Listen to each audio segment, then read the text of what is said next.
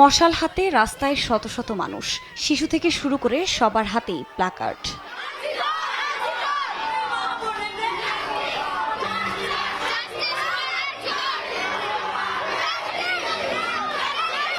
চলতি মাসের শুরুতে কলকাতার আরজিকর মেডিকেলে নারী চিকিৎসককে ধর্ষণের পর হত্যা করা হয়। এতে দেশজুড়ে ছড়িয়ে পড়ে বিক্ষোভ।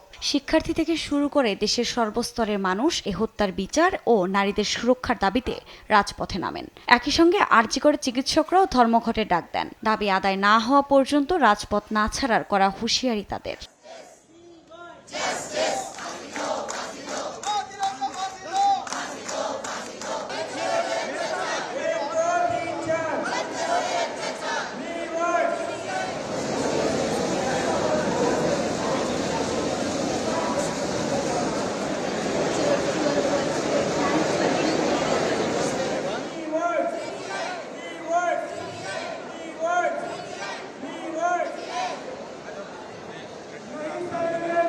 मशाल है, ये जैसे जल रहा है वैसे ही आग हमारे दिल में भी जल रही है।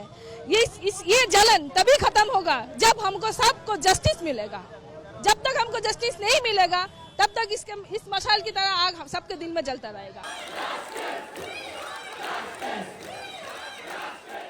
এই পরিস্থিতির মাঝেই আরজিকর ইস্যুতে আন্দোলন আরও তীব্র করার ডাক দিয়েছে বামপন্থীরা। সম্প্রতি রাজ্য কমিটির বৈঠকে সিপিএম নেতৃত্বে সিদ্ধান্ত নিয়েছে আরজিকর ইস্যুতে রাজ্য সরকারের বিরুদ্ধে আন্দোলন আরও জোরদার করা হবে। একই সঙ্গে হাসপাতালে চিকিৎসক এবং স্বাস্থ্যকর্মীদের নিরাপত্তা সুনিশ্চিত করার প্রশ্নেও লাগাতার আন্দোলন চালিয়ে যাওয়ার সিদ্ধান্ত নিয়েছে বামেরা।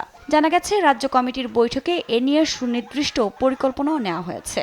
এদিকে বামেদের আন্দোলন তীব্র করার ডাকে রাজ্য জুড়ে পরিস্থিতি আরও টালমাটাল হবে বলে মনে করছেন বিশ্লেষকরা।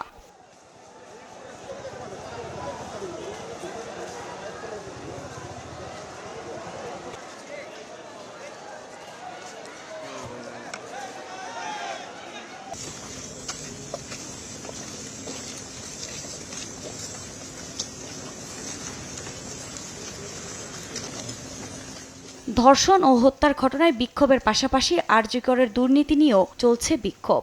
এর মধ্যেই কলেজের সাবেক অধ্যক্ষ সন্দীপ ঘোষের বাড়িতে তল্লাশি চালিয়েছে দুর্নীতি বিরোধী ভারতের কেন্দ্রীয় সংস্থা সিবিআই। তার স্বজনদের বাড়িতে চালানো হয় অভিযান। দীর্ঘ 11 ঘণ্টা অভিযানের পর স্থানীয় সময় সোমবার আবারও জিজ্ঞাসাবাদের জন্য সন্দীপ ঘোষকে সিবিআই দফতরে হাজিরা দিতে হয়। যদিও এখনও তাকে আটক করা হয়নি, তবে এ নিয়ে 10 বারের মতো সিবিআই দফতরে হাজিরা দিলেন তিনি। আফরিন মৌ, নিউজ ডেস্ক, দেশ টিভি।